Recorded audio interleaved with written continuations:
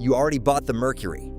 Here is what most owners never do next, and it is costing them serious speed every single time they leave the dock. Number 6. Trim optimization on your Mercury.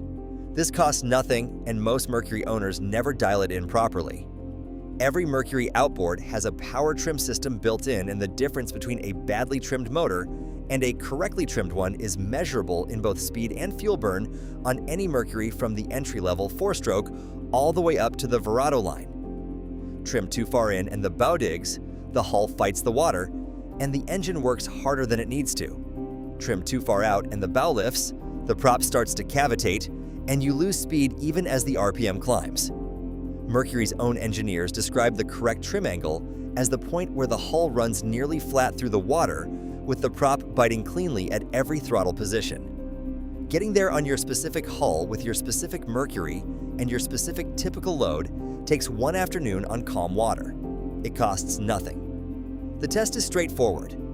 At wide open throttle on flat water, gradually trim out and watch the GPS speed climb. Keep going until speed drops or RPM rises without speed responding. Back off slightly from that point.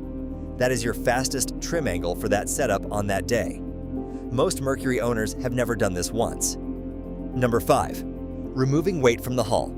Every 100 pounds on a planing hull costs measurable speed regardless of what Mercury is on the transom. A 250 horsepower Mercury 4-stroke on a boat carrying 300 pounds of gear that was never unpacked after last season is not the same boat it was when the dealer did the sea trial. Real-world testing on typical planing hulls consistently shows gains of 1 to 2 miles per hour per 100 pounds removed. On a boat that has accumulated 200 to 300 pounds of unnecessary gear, anchors that never get used, spare lines, tools, half-empty fuel jugs, that is 2 to 6 miles per hour sitting on the deck doing nothing. Remove it. The Mercury does not change. The speed does. Number 4. A hydraulic jack plate behind your Mercury. This is the upgrade most recreational Mercury owners associate only with tournament bass fishing, and that assumption is leaving real performance on the table for everyone else. A jack plate mounts between the transom and the Mercury and allows the height and setback of the motor to be adjusted while running.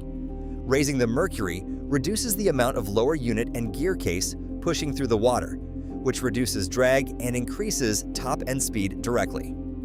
Offshore performance testing consistently shows gains of 3 to 5 miles per hour on setups where the Mercury was previously mounted at a non-optimal height, which covers most factory-rigged boats. The hydraulic version adds an on-the-fly adjustment capability that fixed mounting never offers. In choppy water, lower the Mercury for better prop bite and stability. On flat water at speed, raise it for less drag. In shallow approaches, raise it fully to protect the lower unit in situations where tilt and trim alone are not enough. A quality hydraulic jack plate installed runs from a few hundred to around $1,000. For what it does to a Mercury's real-world performance, it is consistently one of the highest return upgrades available. Number 3. Switching from the stock aluminum propeller to stainless steel. Mercury ships most production setups with an aluminum propeller, and the reason is straightforward economics. Aluminum is cheaper to manufacture and cheaper to replace after a strike. But aluminum flexes under load in a way stainless steel does not, and that flex costs efficiency directly. When a Mercury is running at wide open throttle and the load is highest, an aluminum blade deflects slightly away from its designed pitch. A stainless blade holds its shape and transfers more of the Mercury's torque into forward thrust instead. Mercury's own inertia and Fury stainless propeller lines were developed specifically because the company's own performance data showed the gap between aluminum and stainless was significant enough to warrant a dedicated product range. Independent testing on standard recreational Mercury setups consistently shows speed gains of 2 to 5 miles per hour from the material change alone, without touching the engine. Beyond raw speed, stainless steel also holds up better in the environments where Mercury engines spend most of their time. A strike that puts a crease in an aluminum blade often destroys the prop entirely. The same strike on a stainless blade may leave a mark that can be repaired by a prop shop for a fraction of replacement cost. Over years of ownership in real conditions with real hazards, that durability difference adds up. Number 2, a propeller pitch correction matched to your Mercury's actual RPM range. Every Mercury outboard has a published wide-open throttle RPM range, and almost every production Mercury setup leaves the factory with a propeller that puts the engine somewhere in that range under ideal conditions with a light load. The problem is that ideal conditions with a light load describe almost nobody's actual use. Add passengers, fuel, gear, and a heavy cooler, and that RPM number drops. A Mercury running below its recommended RPM band at wide-open throttle is an overloaded Mercury. It is working harder than it should, running hotter than it should, and leaving performance on the table on every run.